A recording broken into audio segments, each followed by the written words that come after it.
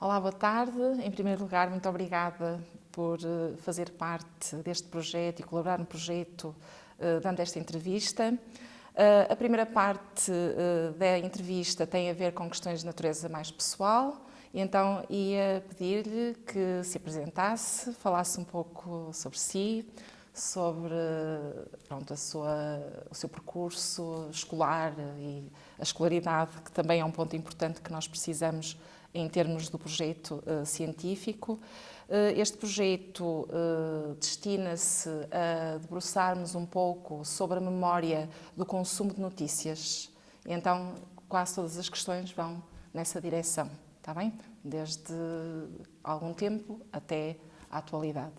Então, em primeiro lugar, o nome, a idade... Muito bem. Bom, obrigado pelo convite. Eu queria cumprimentar o coordenador deste projeto de investigação e todos os investigadores que estão associados e todas as pessoas que colaboram no projeto, que me parece, estou curioso em relação ao desfecho, que é a melhor forma de ter algum envolvimento com o projeto e, nessa medida, dar expressão ao agradecimento do convite que me fizeram e à professora Sandra Tuna, em concreto, também, para estar aqui.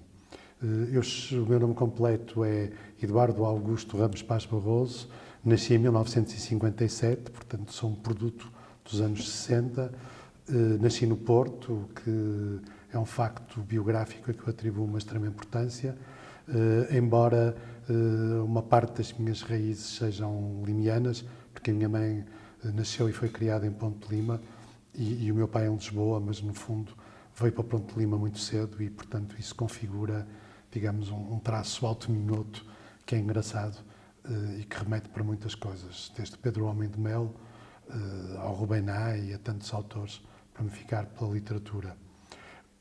Relativamente ao meu percurso, eu estudei no Porto, de resto, num liceu, muitos anos antes, o meu avô paterno foi professor, o Liceu Dom Manuel II, depois chamado Rodrigues de Freitas.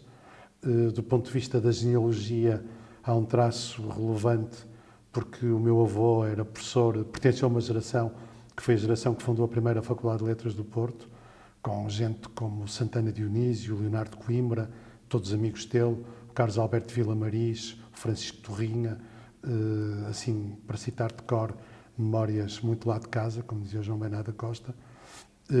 Eu estudei na Faculdade de Letras da Universidade do Porto e estudei Filosofia. Depois fui justamente fazer jornalismo, ainda não tinha acabado o curso. Fui jornalista profissional durante mais de uma década. Ainda guardo como recordação a minha carteira profissional de jornalista, que tem um número muito baixo, não sei qual é, mas acho que é o 1000 e poucos. Portanto, apanhei uma geração de jornalistas muito curiosa, porque foi uma geração que vinha, uma parte dela antes do 25 de Abril e uma outra parte era uma geração de jovens jornalistas já formados, não em comunicação social, mas a maior parte deles formados em Direito, mas não tinham vocação nenhuma para ser advogados, nem queriam, e portanto o que queriam mesmo era ser jornalistas. Portanto, eu sou também um produto um pouco de tudo isso. Ainda conheci jornalistas históricos muito engraçados, como Raul Rego, que andava sempre com uma boina preta, uma boina basca, e lembro-me dele ir ao Jornal de Notícias entregar a sua crónica. Eu trabalhei muitos anos no Jornal de Notícias, mas não só no Jornal de Notícias. Há uma palavra na minha cultura mais pessoal e no meu ecossistema cultural, que é a palavra agradecimento, que tem uma matriz cristã muito forte. E eu, de facto, agora que me faz essa pergunta, estou muito vinculado ao agradecimento. Desde logo ao agradecimento por estar a acabar o curso e ter ido logo trabalhar para o Jornal de Notícias e ser pago, porque os estágios eram pagos, o primeiro e o segundo ano eram pagos. Ainda me lembro que o meu primeiro ordenado, salvo erro, eram 27 contos, ou à volta disso, o que na altura não era propriamente despiciando, e para quem vivia em casa dos pais era até um excelentíssimo ordenado. Outra coisa que me marcou imenso, sem colocar nisso um excesso de narcisismo, é que fui o melhor aluno do meu curso e tive um prémio, de resto, atribuído por uma instituição do Porto, que é a Fundação António de Almeida, aos alunos que eram os melhores alunos de cada curso da Universidade do Porto. E para mim coube-me isso, o que foi ótimo, porque havia uma livraria muito importante no Porto, infelizmente desaparecida, que era a Livraria Leitura, e eu derreti lá, no melhor sentido do termo, o dinheiro desse prémio em livros, que foi um ótimo contributo para a minha biblioteca. Enfim, é prematuro neste momento fazer premissas pessimistas, mas um dia terei que perceber onde é que a minha descendência vai deixar a biblioteca, se não a quiser vender num leilão. Mas isso é prematuro. Ora, muito obrigada. Então vamos agora aqui falar um pouco relativamente às memórias do consumo de notícias ao longo dos tempos. É esse o principal objetivo deste projeto. Escusado, quase seria fazer esta pergunta, a sua família interessava-se por notícias quando era jovem, certamente. Ou seja, em termos de consumo de notícias em família, antes de chegar à idade adulta, que meios é que utilizavam mais para acompanhar as notícias? De que forma, em família, viviam esse consumo de notícias? Portugal era um país no Estado Novo e já mesmo na Primavera Marcelista, e o Porto em concreto, onde havia grandes jornais e a imprensa era a imprensa com maiúscula, e a principal fonte de informação era a imprensa. Quer dizer que qualquer casa burguesa tinha a assinatura de um ou vários jornais que chegavam todos os dias pelo correio. Os 3 grandes jornais eram o 1º de Janeiro, o Comércio do Porto e também o Jornal de Notícias, embora houvesse, digamos, uma espécie de maldicência relativamente ao Jornal de Notícias dos anos 50 e mesmo antes, e dos anos 60, porque era um jornal mais popular, mais próximo do que hoje chamaríamos uma imprensa mais de tipo sensacionalista, enquanto que o 1º de Janeiro e o Comércio do Porto tinham, por exemplo, grandes tradições, nomeadamente nos suplementos culturais. Gente muitíssimo importante, do melhor que há, escreveu nos suplementos culturais, quer do 1º de Janeiro, quer do Jornal de Notícias, quer do Comércio do Porto, e depois no Jornal de Notícias também, sobretudo a partir da altura em que esse suplemento passou a ser coordenado por um jornalista, um homem da oposição democrática, chamado Nuno Teixeira Neves, injustamente esquecido porventura, mas que importa lembrar. Quem sabe não dará uma ótima tese de mestrado o trabalho que ele fez. E, portanto, a informação vinha muito por via dos jornais. A rádio também, é preciso ver que a televisão estava no advento, portanto, aquela coisa que nós ensinamos muito aos alunos, que é que a rádio anuncia, a televisão mostra e o jornal explica, não era bem assim. E, portanto, fundamentalmente, havia tempo para ler notícias, havia uma relação orgânica entre os títulos e as notícias, a rádio suportava muito as notícias e a televisão estava, de algum modo, a dar os primeiros passos. Aliás, toda a investigação académica que existe, por exemplo, sobre o marcelismo, sobre as célebres conversas em família do professor Marcelo Caetano, ilustra muito todo esse ambiente. E depois havia, obviamente, o preço que se pagava por largas camadas da população não estarem sequer alfabetizadas, nem culturalmente alfabetizadas, nem, digamos, tecnicamente alfabetizadas. Eu ainda tenho uma vaga memória de haver pessoas que pediam para se assinar a rogo, portanto, que não sabiam sequer escrever o seu nome. Costumavam discutir as notícias em casa, em família? Havia essa dinâmica? Essa dinâmica existia em famílias em que existiam vários, portanto, famílias relativamente numerosas e que uma parte dessas famílias era constituída por, à época, estudantes universitários. É preciso ter bem presente que estamos a falar de um período infinitamente afastado do paradigma da massificação do ensino de hoje. Exatamente. Aliás, conotado com outro tipo de fenómenos muito interessantes, que de resto, sobre os quais eu também trabalho e investigo, como, por exemplo, a questão do cinema e dos cineclubes universitários, que é uma entidade que desempenhou um papel imensamente grande e que, a par da discussão das notícias, em determinados ambientes sociofamiliares também se discutiam filmes, nomeadamente por via de cineclubes e da atividade de cineclubes. De resto, o Porto teve um dos mais importantes cineclubes, que foi o Cineclube do Porto. Aliás, ia precisamente perguntar isso, se costumava assistir à transmissão de notícias no cinema, que também foi... O cinema tinha uma coisa muito importante, que havia grandes cinemas no Porto. Tudo isto tem que ser contextualizado. Cinemas que ainda hoje existem, e aliás tiveram um desfecho feliz, como por exemplo o cinema Batalha, ou o cinema Trindade, mais especificamente, porque esse tem uma exploração comercial e não institucional. Eram grandes cinemas. No Porto, em Lisboa, em Portugal, como noutros países, havia grandes salas de cinema. Hoje é impensável uma sala de cinema com 1.200 lugares. Mas na origem, por exemplo, o cinema Trindade era um cinema dessa natureza. E, portanto, havia todo um ritual e toda uma componente no ritual da ida ao cinema que era antecedido por duas coisas antes do filme começar propriamente dito, que era, às vezes, documentários, um jornal de atualidades, que, aliás, tinha uma locução em brasileiro, com uma voz lindíssima, eu estou a ouvir isso, que era O Mundo em Notícias, não é? O Mundo em Notícias. E depois, desenhos animados. Conforme a idade, não é? Prestava-se mais ou menos atenção a cada uma destas componentes. Exatamente.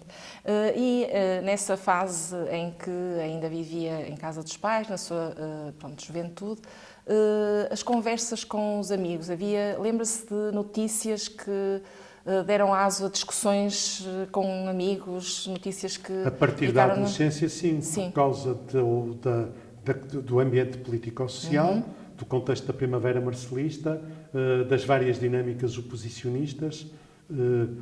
Eu era particularmente atento já nessa altura à oposição católica de esquerda, digamos assim, muito configurada numa revista importantíssima que era O Tempo e o Molde, mas muito plasmada para os jornais da tarde, que desapareceram. Mas houve, portanto, o consumo de jornais nessa altura não é, por parte, digamos, das pessoas informadas, não era exclusivamente o receber o Jornal de Notícias ou o Diário ou Comércio do Porto, ou 1º de Janeiro, pela manhã. Depois ia-se comprar os jornais da tarde. Obrigatoriamente dois, o República e o Diário de Lisboa, que eram jornais absolutamente obrigatórios. Aliás, de algum modo eu iniciei-me no jornalismo no Diário de Lisboa, porque havia um suplemento juvenil dirigido por um jornalista comunista que era o Mário Castrinho, também crítico de televisão, bastante importante, e eu candidatei-me a que fosse publicado um texto em plena adolescência no Diário de Lisboa. Honestamente já não lembro se foi publicado ou não, mas lembro de ter mandado para lá o texto.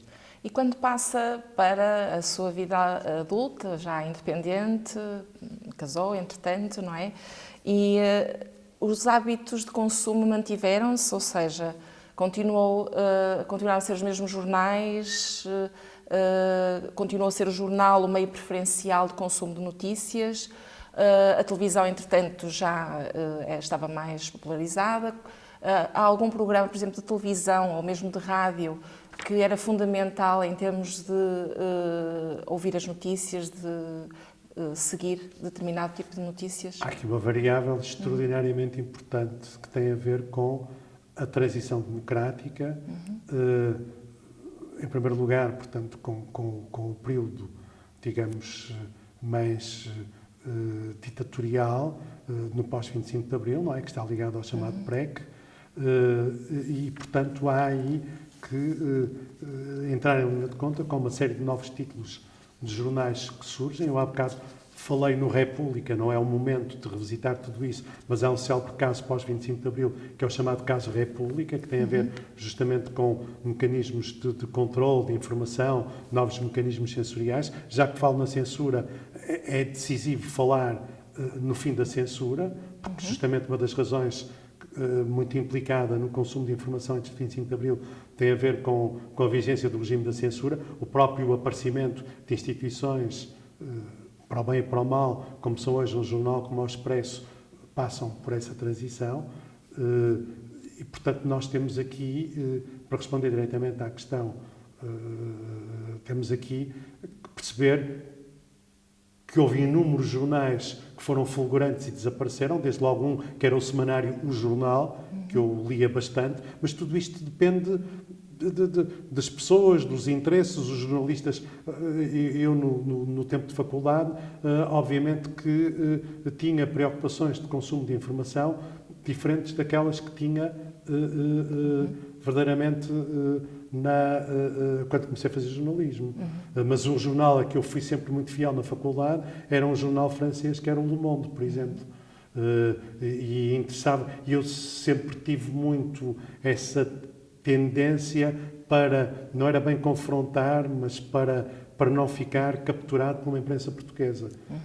E obviamente que depois já que me fala, recuperando alguma informação, há coisas muito importantes, que é, ao nível da rádio, por exemplo, as emissões clandestinas antes do 25 de Abril, que eu ainda não ouvia consumindo, digamos, conscientemente, mas das quais tinha eco de gerações a seguir já a minha, nomeadamente a célebre, portanto, a Rádio Argel e a Rádio Portugal Livre, que de resto começava uma coisa muito comovente, não é? Com o Manuel Alegre, portanto, na altura estava exilado e dizia aqui Rádio Argel, aqui Rádio Portugal Livre, e depois havia toda aquela mitologia, não é? Portanto, associada a uma certa poética de Manuel Alegre, mas que percorre outros poetas, e isso aí já não se cruza tanto com as fontes de informação, mas com Alexandre O'Neill, nomeadamente, tem um verso lindíssimo que diz: o meu país é aquilo que o mar não quer. A imprensa está muito ligada, portanto, à reverberação dessas ideias poéticas, quer antes do 25 de Abril, quer depois, mais tarde. E, portanto, isto para dizer que há jornais que desapareceram, que se extinguiram, o Semanário Jornal, revistas, só fazer essa lista é todo um trabalho que não é aqui retido de memória. Lembro-me de outro tipo de jornais completamente diferentes. O Jornal Já, onde começou justamente o Daniel Oliveira, hoje muito popular. Ele começou a escrever num jornal destes jornais muito episódicos que, a dada altura, aparecem e desaparecem em jornais, Claro, não há ápice. A televisão, notícias através da televisão. A grande marca da televisão são os canais privados, quando surgem. Mas antes dos canais privados, existe a memória mais antiga que eu tenho da televisão é de aparecer o segundo canal de televisão, não é? Com tudo o que isso prometia de diversidade e de alguma alternativa. Programas de notícias, não tanto. A memória mais remota dos programas de notícias tem a ver com uma coisa boa, que é que os telejornais não eram demorados, nem eram programas de variedades, portanto, davam notícias boas ou más. Aliás, essa questão das más notícias, não no sentido de uma notícia ser má, mas de uma notícia não ter qualidade, que essa é uma questão decisiva hoje em dia. Nós vivemos numa época onde o consumo de notícias foi substituído pela partilha de informações, o que não é a mesma coisa, e partilha de informações. Portanto, deixa de haver notícias, e as notícias, como dizem vários autores, estragaram-se, e, portanto, nessa época, com mais ou menos censura, ainda se consumiam notícias e havia notícias. Hoje deixaram-se manifestamente de consumir notícias. Só uma elite é que consome notícias. Os seus hábitos pessoais de consumo mudaram significativamente? Consumo de notícias? Os meus hábitos pessoais de consumo evoluíram consoante a oferta, se quiser, desse ponto de vista. Okay. Eu hoje leio muitos jornais online por razões económicas. Há jornais como o Observador que são online. Portanto, eu assino basicamente jornais online, embora tenha uma preferência nostálgica pelos jornais em papel, por razões óbvias. Mas continua a comprar jornais? Em papel não. Eu posso comprar revistas e alguma imprensa estrangeira em papel, mas maioritariamente a imprensa é toda online. E além de que há jornais, repito, que são só online. E depois, porque o ritmo de produção da informação não se compadece com o ritmo da imprensa. Quando eu fiz e aprendia e me iniciei a aprender jornalismo, havia um bocado a ideia do jornal de ontem e do jornal de hoje. Hoje, a avalanche ininterrupta de informação, não é, torna-se praticamente claustrofóbica. E, portanto, nós estamos permanentemente, não é, a ver informação, a olhar para a informação, mesmo que não vamos reter toda a informação e muito menos todas as notícias. Mas os assuntos que me interessam mesmo, eu leio as peças nos jornais, leio peças de determinados jornalistas, estou a falar de notícias, não estou a falar de textos de opinião, nem de textos de comentário, nem de comentário televisivo. De assuntos que me interessam de uma forma particular, nomeadamente na política. E, portanto, o Joshua Benson, que é um dos grandes autores, enfim, estudiosos de jornalismo, diz uma coisa muito interessante e que eu procuro transmitir aos alunos, que é para o jornalismo de qualidade vai haver sempre mercado e vai haver sempre quem compre e que esteja disposto a pagar caro por jornalismo de qualidade. Mas uma vez mais falamos aí de uma elite. Há algumas notícias que tenham marcado especialmente e que se lembre ainda? Sim, várias notícias que tiveram impacto. É claramente a ida à Lua, não é? Exato. Através da televisão. É o misto de Júlio Verne e Tintin, da RG, que se transformou ali em realidade. E lembro-me, obviamente, de estar acordado, não é? A assistir, portanto, pela noite fora, a assistir à alunagem. E de ouvir uma frase muito patriótica que que já não me lembro quem disse, mas não sei se terá sido mesmo, já não me lembro quem, que a ida à Lua foi comparável aos feitos dos portugueses de 500, portanto, à viagem de vasta gama, que era uma coisa de grande orgulho nacionalista, mas curiosamente a frase foi dita por um estrangeiro, já não me consigo lembrar quem, não sei se terá sido mesmo o presidente americano, mas não posso garantir. Essa assistiu através da televisão, não é? Seguramente. Do telejornal, exato. Agora vamos deter-nos aqui num assunto mais específico do nosso país, o 25 de Abril. Okay. Lembra-se de ter acompanhado os acontecimentos através de algum meio de comunicação? De todos possíveis e imaginários. Aliás, uma vez mais, isso reporta-nos a uma situação que já não existe, que é dos jornais fazerem várias tiragens, portanto, ou seja, ao longo do dia havia várias edições de um jornal. Eu próprio, como jornalista, já não me lembro, foi quando morreu Sá Carneiro, ainda apanhei isso.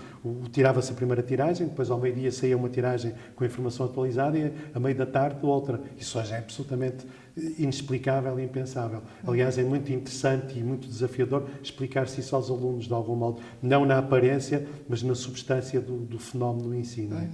O Voltão diz uma coisa muito importante a propósito de acompanhar por todos os meios, que é a grande questão hoje, e isso também não é pelo Voltão dizer, Dominique Voltão, é que quando nós passamos de uma situação, nomeadamente por causa do 25 de Abril, em concreto no nosso caso, mas não é exclusivo, de uma enorme carência de informação, em que a informação era um bem precioso, para um excesso, para uma overdose de informação. Portanto, a nossa principal questão hoje é aprendermos a filtrar e a fazer a triagem da informação, que é ainda mais complicado por causa da pós-verdade, das fake news, etc. Mas, portanto, passamos de uma situação de raridade a uma situação que já não é de excesso, é mesmo de overdose, portanto, tóxica, não é? Exato, exato.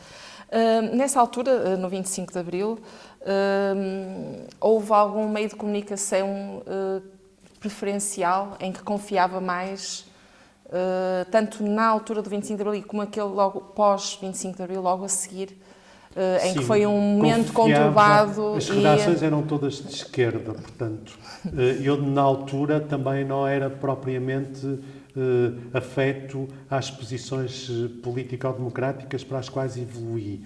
E, portanto, havia ali, digamos, uma euforia esquerdizante, da qual eu próprio, como jovem estudante, também participava e, portanto, não se colocava muito a questão da isenção, nem da objetividade, nem da idoneidade. E, portanto, sobretudo naquele ciclo que vai, portanto, até ao pós-PREC, não se colocava a questão da identificação e da conotação das redações e dos órgãos de comunicação social em Portugal. Isso vai-se colocar mais tarde e está muito ligado à credibilidade específica de determinados jornalistas e também a um aspecto muito importante, que é o papel que a Igreja Católica desempenha, nomeadamente através dos órgãos de comunicação social da Igreja e, muito concretamente, da Rádio Renascença, que tinha sido ameaçada e tinha sido, digamos, democraticamente defendida depois durante o PREC. Há histórias que eu podia contar sobre isso, mas deixo para as memórias, se algum dia as escrever, porque tive num dos cargos públicos em que tive um chofer que vinha da polícia e dizia-me: Sr. Doutor, eu estive a defender a Renascença, não sei o quê. Sim, como que engraçado. Eu ia te perguntar também sobre isso, então lembra-se desse episódio da Rádio Renascença? Exato. E entre outros, claro. Há algum meio de comunicação em que confiasse mais nessa fase entre 1974 e 75? Não especificamente, porque era difícil, tanto quanto tenho isso presente, e, portanto, uma coisa é ir investigar e eu próprio ir pesquisar sobre isso. Mas digamos que houve sempre uma tendência que se manteve até muito tarde de conotar determinados órgãos de comunicação social com o Estado. É preciso não esquecer, há bocado falava no Jornal de Notícias, havia um grupo que no fundo era um grupo do Estado. Porquê do Estado? Porque o acionista maioritário era a Caixa Geral dos Depósitos. Estou a falar do Diário de Notícias, estou a falar do próprio Jornal de Notícias e, portanto, independentemente da tendência política ou mesmo partidária das pessoas, era sabido que havia determinados órgãos de comunicação social, incluindo, obviamente, a própria Rádio Televisão Portuguesa e a agência noticiosa oficial, etc., que eram órgãos do Estado. E este tema, que também é um tema de investigação académica sobre a influência do Estado e dos governos na comunicação social, se debateu até muito tarde e se continua a ser uma questão pertinente, embora hoje existam mecanismos regulatórios da maior importância, mas que, porventura, nunca serão totalmente suficientes, por muito que isto desagrade a certas figuras ou pessoas. A verdade é que, nessa época, tudo isto tinha uma acuidade e uma incandescência muitíssimo maior. Muito maior, exatamente. Há aqui alguns acontecimentos, por exemplo, o processo de descolonização. Lembra-se de acompanhar através dos meios de comunicação? Lembra-se de descolonização, a parte dos retornados? Claro, essa é uma regresso, questão marcantíssima, porque, por um lado, afetou inúmeras famílias, ou seja, havia inúmeras famílias que tinham parentes muito próximos, não é? Que, por um motivo ou por outro, tinham estado nas antigas províncias ultramarinas, depois evoluindo para países independentes e, portanto, nas também chamadas ex-colónias. Depois, porque isso foi um drama das coisas que correu pior, uma das maiores tragédias do Portugal contemporâneo e que, de resto, talvez, porventura, não esteja suficientemente estudada, é a descolonização, que foi um verdadeiro desastre de todos os pontos de vista político, humano e, portanto, foi um drama enorme, não é?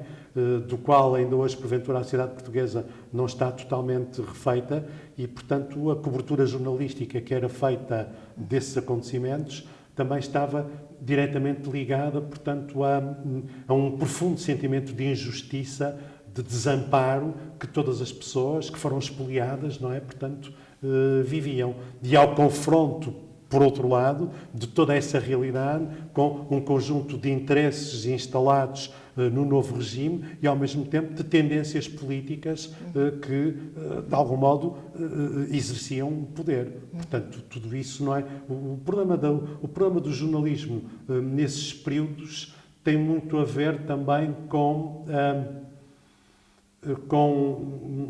um poder que é sempre o poder que o jornalismo teve e ainda hoje tem, que é o poder de influenciar. Mas quem influencia quem? No fundo, esta é sempre a pergunta que se impõe. Que se continua a colocar. E que se continua a colocar, com imensa pertinência. E a entrada de Portugal para a CE? Agora, União Europeia, mas... É outro dado, com outra interpretação, com outra leitura. Como acompanhou?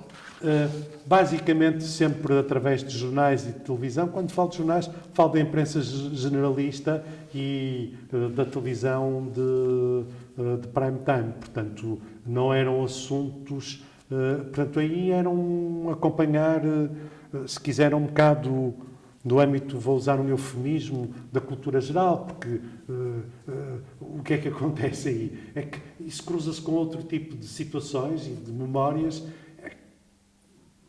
A entrada de Portugal na CE foi uma oportunidade fantástica para muita gente poder ir trabalhar para a comunidade. Eu tive amigos e colegas, por exemplo, na altura estava no jornalismo, que foram rapidamente, não é, trabalhar para Bruxelas. Portanto, a questão das assessorias políticas e de comunicação, portanto, a relação do jornalismo com a política, que é outro tema que no fundo, é indissociável de tudo o que estamos aqui a falar e que, uma vez mais, se mantém pertinentíssimo.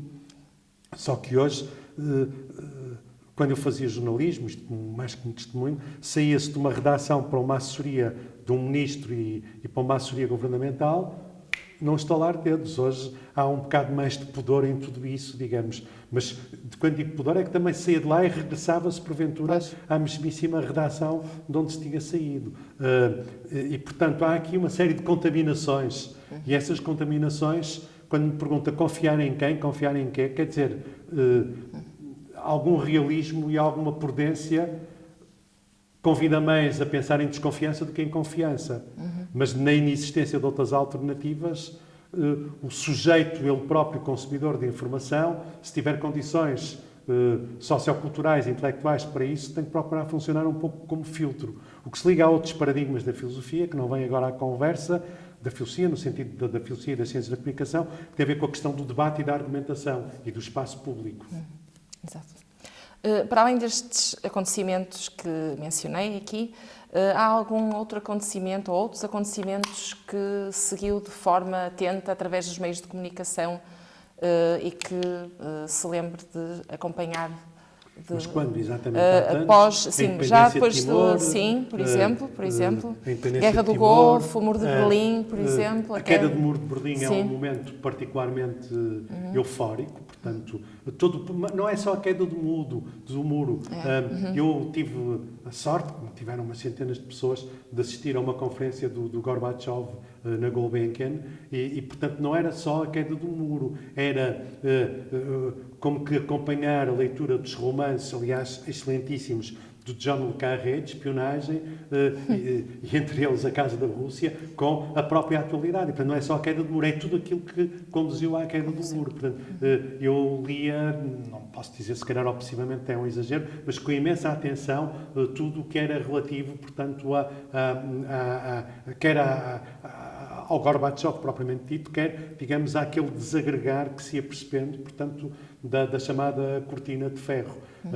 E, portanto, não estamos apenas a falar de um acontecimento, mas de tudo aquilo que o envolve, digamos assim. Depois, outra questão importante, já falamos, tem a ver com Timor, e depois há questões de política, entre aspas, doméstica, sempre muitíssimo interessantes, que é a própria atualidade política, sejam eleições presidenciais, as várias dinâmicas, a extensão do Conselho da Revolução, que é uma coisa extraordinariamente importante. Quer dizer, hoje existem imensos materiais, mesmo jornalísticos, na atualidade e no presente sobre isso, mas, quer dizer, eu conheci e sou amigo de pessoas cujos pais foram presos pelo COPCON e estiveram um ano e muitos meses, quando outros muitos meses, presos sem culpa formada, sem direito a advogados, sem nada. Portanto, sai-se de uma ditadura para entrar noutra ditadura. Isso é muito importante. E a informação que tínhamos sobre isso, absolutamente fidedigna e isenta, era muito escassa. E, portanto, coisas que podem não parecer um grande acontecimento, mas que são um acontecimento definitivamente importante, o fim do Conselho da Revolução, por exemplo. Mas eu também tive a sorte, como fazia jornalismo, de trabalhar com grandes jornalistas. Eu falava há bocado de jornais que desapareceram. Eu trabalhei num jornal que fez uma cobertura de muitos acontecimentos desse período, nos anos 80, que se chamava O Liberal, onde a Maria João Vilés era a diretora e, portanto, eu também não consigo dissociar o consumo de informação do meu próprio trabalho como jornalista ao longo de toda a década de 80. Claro. Estava nessa profissão, naturalmente é muito mais portanto, complicado. É muito difícil destacar, porque havia coisas, digamos, de que gostava mais, do ponto de vista até dos meus interesses, mas tinha que, de algum modo, estar um pouco atento a tudo. Exato, fazia parte também. Embora, curiosamente, nunca tenha feito muito jornalismo político. Fiz sempre jornalismo na área da cultura, mas a cultura é eminentemente política, como é óbvio. Portanto, agora, do ponto de vista dos meus interesses, segui muito as dinâmicas das eleições presidenciais, todas elas, e todas as dinâmicas, portanto, governativas, as mudanças de governo, enfim, as equipas ministeriais, a cobertura noticiosa, e depois marcaram muito acontecimentos, me fala disso, quer dizer, que para muito do público pode ser irrelevantes e que foram grandes acontecimentos, que de resto estão na origem da projeção da cultura portuguesa na sua universalidade, em concreto a Europália, Lisboa, a capital europeia da cultura, e a Expo de Sevilha. Tudo, portanto, acontecimentos, os dois primeiros que eu cobri como jornalista. Lisboa não, porque eu nessa altura já dirigia um equipamento cultural público e, portanto, participei, digamos, como visitante, como entidade colaborativa ou semi-colaborativa. Considera que as notícias que consumiu alteraram a sua percepção sobre os acontecimentos? De alguma forma impactaram a forma como viveu esses acontecimentos? As notícias alteram sempre a percepção sobre os acontecimentos, porque elas concorrem com os acontecimentos, porque elas, em primeiro lugar, nunca nos podemos esquecer de que são narrativas, e uma notícia, se for de facto uma notícia, é sempre contar uma história. Eu nunca me esqueço, para citar aqui um grande jornalista já desaparecido, foi durante anos a fio diretor do Expresso, o Augusto Carvalho, quando o Expresso era de facto um bom jornal, coisa que hoje não é. A verdade é que o Augusto Carvalho escreveu uma vez um editorial a dizer: uma notícia é contar uma história, é contar bem uma história. E, portanto, contar bem uma história é influenciar a percepção da realidade, mas não é influenciá-la, é, de algum modo, moldá-la, mas moldá-la em nome de uma verdade, no tempo em que fazia sentido, coisa que hoje não acontece, falar de verdade, porque a verdade dos factos é a evidência dos acontecimentos. E, portanto, hoje nós vivemos numa concorrência disruptiva entre os factos, e vou simplificar imenso, que tendem a nivelar-se entre si, quando, na verdade, eles são muito desiguais. Ora, nessa época, digamos assim, não se trata de um saudosismo, mas de uma constatação, havia uma identidade jornalística e noticiosa, porque ainda não tínhamos entrado na época do que se chamou a crise do jornalismo ou as crises do jornalismo. E, portanto, era frequentíssimo relacionar a confiança com o consumo de informação. E mesmo que isso não fosse completamente verdade, era qualquer coisa de credível. Claro. Aliás, o próprio Expresso tinha um slogan que dizia: é verdade porque vem no Expresso. E, portanto, esta dialética configura uma relação de confiança que hoje se perdeu completamente. É uma das questões que também tinha para questionar. Se tivesse que eleger um meio de comunicação que hoje seria o melhor ou que mais importância teve na sua vida, qual seria? Pela confiança? Fases. Isso pois, só se pode fases. São camadas de sedimentação. Num determinado momento é o Expresso, em toda aquela transição do 25 de Abril. Aliás, eu tive a sorte de fazer, quando preparava doutoramento, uns seminários que eram feitos pelo Francisco Pinto Balsemão, e aquilo contado por ele na primeira pessoa, a história do Expresso, eu depois contei isso, mas ele falava ali, eram seminários, né? Ele estava ali a explicar isso tudo, e a falar de uma série de questões, e o Expresso foi um jornal extraordinariamente marcante. Houve dos jornais que desapareceram, um jornal curiosíssimo, também desse período, que se chamava Sempre Fixe, mas que não durou, não tem nada a ver com o slogan depois do Dr. Soares, o Soares é fixe, mas que durou muito pouco tempo. Depois, num determinado momento, houve o semanário, o jornal, indiscutivelmente. Se recuarmos ao passado, a revista Flama marcou imenso, não é? A revista Flama era uma revista marcante, uma espécie de parimates à portuguesa, muito ligada ao fenómeno do fotojornalismo, e tudo isto abre todo um campo para outras realidades e dimensões do acontecimento, realidades e dimensões do acontecimento. Depois, numa outra fase, temos de facto aquela imprensa da tarde. Por exemplo, houve um jornal que foi importantíssimo, que era o Comércio do Funchal, mas nós não podemos falar de imprensa sem falar das revistas. Há bocado falei do Tempo e o Mal, temos a Seara Nova, a própria Brutéria, portanto temos aqui um feixe, um naipe de revistas que de resto eu estudei imensíssimo algumas delas academicamente, e que são revistas que marcam completamente, não é? Portanto, não apenas o ritmo, mas o pulsar dos próprios acontecimentos, porque elas, portanto, também dignificam o acontecimento. E, portanto, se umas delas são revistas culturais, são muito revistas políticas e revistas de ideias, que é uma coisa que hoje, de algum modo, não desaparece, isso é outra discussão, mas o jornalismo de ideias, não é? Que vem da tradição, de resto, muito do jornalismo oitocentista europeu. E, portanto, não posso dizer que houve um jornal que marcou, houve sucessivamente. Se me pergunta que jornal me marca hoje, a pergunta é difícil. Eu não ofereço a nenhum jornal o capital de confiança para dizer que me marca.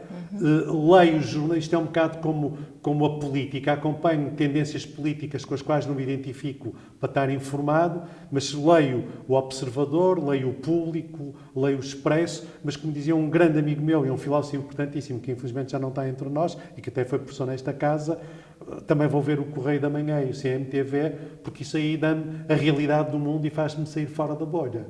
E, portanto, hoje uma das coisas mais perigosas que há é nós estarmos na bolha, seja ela qual for, e não nos darmos conta disso. Exatamente.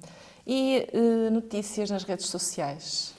As redes sociais, eu não estou em redes sociais, nem a título pessoal, não a título consome institucional, informação. só tive, por razões de obrigação estratégica. As redes sociais são um cancro da comunicação a todos os níveis.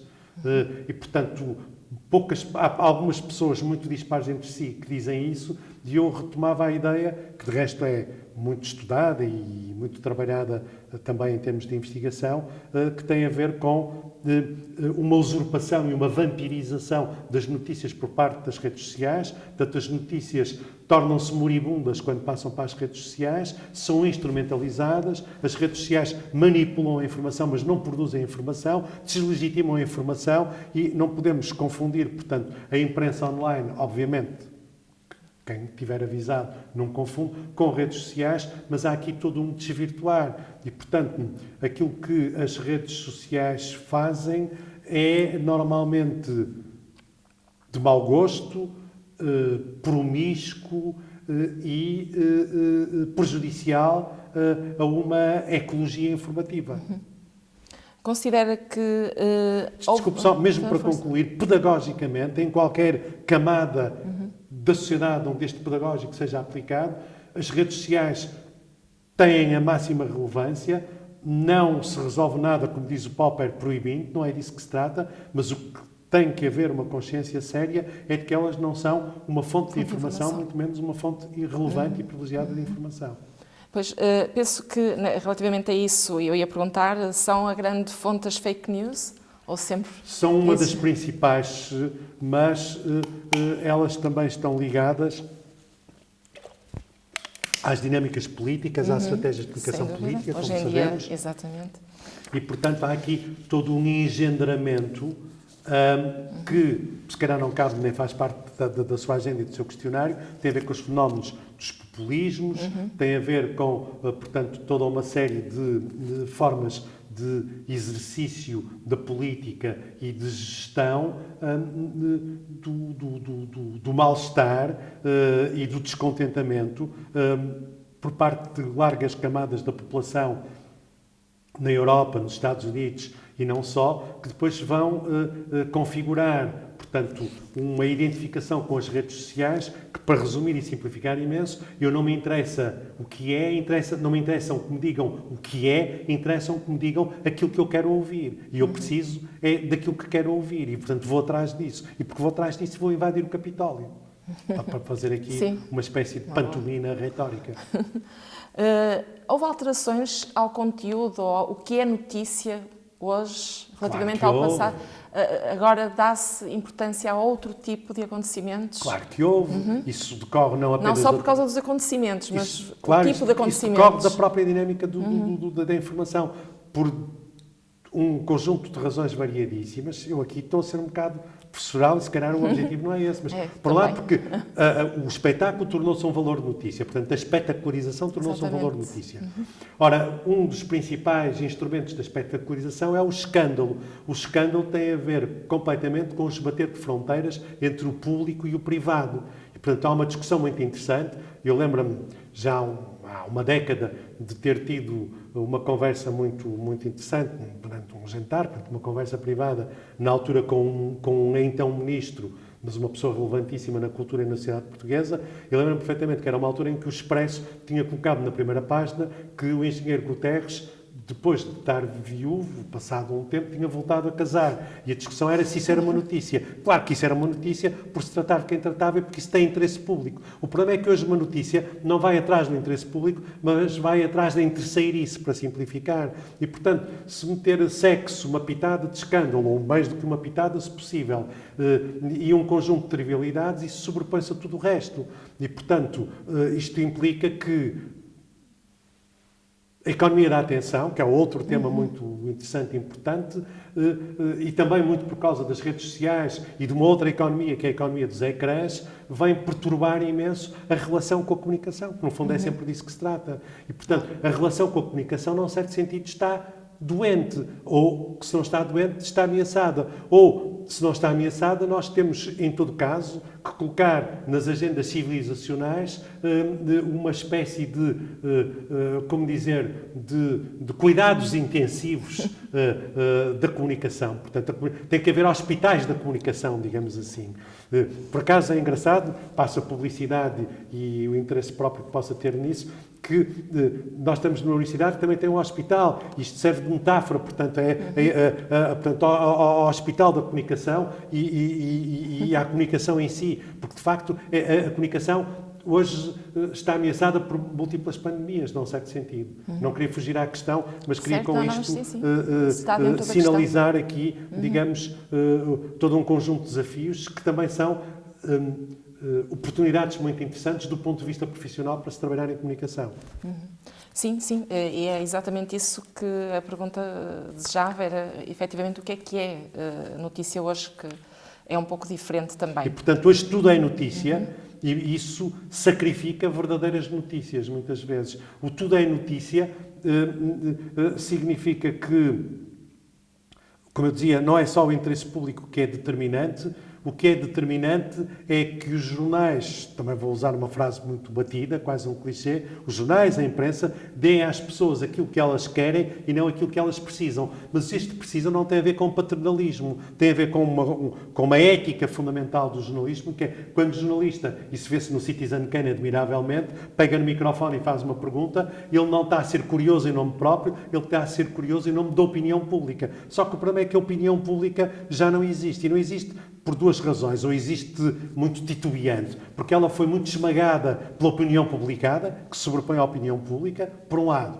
Por outro lado, porque a própria opinião pública é verdadeiramente coesa, consistente, autónoma, com capacidade crítica, é minoritária. E foi substituída pelas redes sociais. As redes sociais, aqui no sentido lato, não são opinião pública, são estados de alma. Exatamente. Então, confia no jornalismo hoje em dia, nos jornalistas portugueses? Muito bem, é uma excelente pergunta. Não sei se estou a cortar o resto da pergunta que me fez. Não, mas sim, no a geral... confiança é uma palavra-chave no jornalismo e na comunicação. Exato. E é uma palavra-chave porque é uma palavra-chave nas relações entre as pessoas. Portanto, as pessoas são confiáveis. Eu muitas vezes aos nossos alunos todos os exemplos, porque acho que a juventude é uma coisa absolutamente magnífica, não seja uma invenção recente, data dos anos 60, e isso com as relações afetivas. A base de uma relação afetiva tem que ser a confiança. E as relações desfazem-se muitas vezes porque há uma quebra da confiança. Também nos remetia para longas conversas, mas é outro campeonato, nomeadamente para questões de bullying, etc., das redes sociais, que é outro aspecto hipernocivo. Mas, fulcral aqui, é falar da confiança. E eu prefiro falar em jornalistas em quem confio, e não em jornais em quem confio. E convocar aqui um conceito decisivo na teoria da notícia, não só, que é o conceito de objetividade. Para simplificar, designado como um ritual estratégico. Quer dizer, se o jornalista não pode ser totalmente objetivo, ele tem que dar aos seus leitores, aos seus espectadores, o máximo de garantias, de sinais, de provas, e depois isso é estudado tecnicamente, de que está a ser objetivo. Então a objetividade é substituída por uma coisa que eu acho muito interessante, que é designada na literatura especializada por uma relação honesta com os factos. E essa é que é a questão. E por isso é que eu digo, eu não confio em jornais, confio em jornalistas. E já agora, e passo em modéstia, tenho escrito alguma coisa sobre isso em termos científicos, é preciso também perceber que um pivô de telejornal, que normalmente é um jornalista, ele é em primeiro lugar um pivô de telejornal e usufrui de um conjunto de condições e de prerrogativas que não resistem à comparação com o jornalista que está, depois de ter feito um estágio, a trabalhar numa televisão e vai fazer um falso direto às 2 da manhã, seja num desastre, numa passagem de ano, seja no que for. E, portanto, o confiar num jornalista implica perceber o que garantias é que ele me dá. Isso passa por diferentes graus, claro, consoante o interesse. Com certeza que, para mim, confiar num jornalista tem um significado diferente que para uma pessoa, digamos, entre aspas, anónimas, significa confiar num jornalista. Agora, é esta confiança nos jornalistas que faz o sucesso das televisões. Exato. E, portanto, sei lá, eu detesto, do ponto de vista, pessoalmente, nada, mas do ponto de vista da performance de determinados pivôs de televisão, gosto imenso de todos, e a simples empatia, mas a empatia é uma coisa decisiva. A empatia faz, e que eu não estou a falar da minha empatia, que não conta para nada, estou a falar da empatia dos telespectadores, faz com que os jornalistas sejam confiáveis. E isto aqui há também aqui uma pirâmide, portanto, um pivô é sempre mais importante enquanto jornalista do que um repórter. Exatamente. É por aí. Considera que essa confiança, então, tem vindo a diminuir? a aumentar? Claro, essa é a crise do jornalismo, a confiança. Há um autor, o Serge Almini, que tem um livrinho muito interessante, que o título em francês, ele é francês, é Les Nouveaux Chiens de Garde, portanto, os novos cães de guarda. Portanto, os jornalistas, muitos deles estão a pagar um preço pelos erros cometidos no passado. E uma parte desses erros tem a ver com a confusão entre informação e jornalismo, entre comunicação e informação. É que comunicar é uma coisa, informar é outra bastante diferente. E a comunicação sobrepôs-se por múltiplas razões, designadamente económicas e políticas, à informação. E o problema é sempre da independência da informação. Porque é que os grandes consórcios de investigação, os grandes temas internacionais, acabam por ser quase... Ou a questão do jornalismo dos cidadãos, também não vamos falar disso aqui, que é uma questão muito técnica, americana ou de raiz anglo-saxónica, funciona. Porque as notícias, para uns, não são as notícias não são igualmente interessantes para todos. Isto por um lado. Por outro lado, fazer a investigação completamente livre, ela tem que ser financiada por recursos desinteressados e independentes. Tipo, qualquer dia, se calhar, faz sentido a Fundação Gulbenkian, numa grande fundação, se é que faz, financiar uma investigação jornalística, mas depois isso colide. Isto é sempre um problema que não é novo, que é o problema do Kane, do Hearst, do Murdoch e por aí fora, e depois os outros problemas todos da relação entre a dependência e a independência, entre a publicidade, os anunciantes, as estratégias comerciais, o lucro e as notícias. E as notícias estragaram-se, como dizem vários autores. E ao estragarem-se, deixam de ser um produto bom para vender. Eu dizia há bocado, e é verdade, que haverá sempre lugar para vender boas notícias, mas isso é bastante caro e é preciso também perceber, e isso é verificável até em Portugal, que há grandes grupos económicos que mantêm interesses na comunicação social porque isso dá prestígio. Exato. Mas depois é preciso, inclusive, investigar, quase diria caso a caso, não é? A proporcionalidade e a desproporcionalidade entre a independência e a dependência. Já respondeu a esta questão, realmente, o que é que pensa dessa evolução e o que é que vai acontecer? Apesar destes constrangimentos e das alterações que aqui mencionou relativamente ao jornalismo, às notícias, continua o jornalismo a cumprir o seu papel? Ou já não cumpre a questão é que o jornalismo, o seu papel?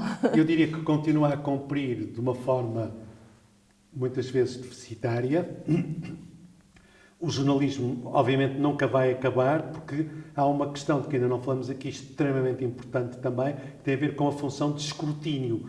A questão é que a função de escrutínio acaba por estar associada a outro tema que é um clichê, que tem a ver com fugas de informação, com as fontes, a relação das fontes com os jornalistas, o facto de não haver fontes desinteressadas.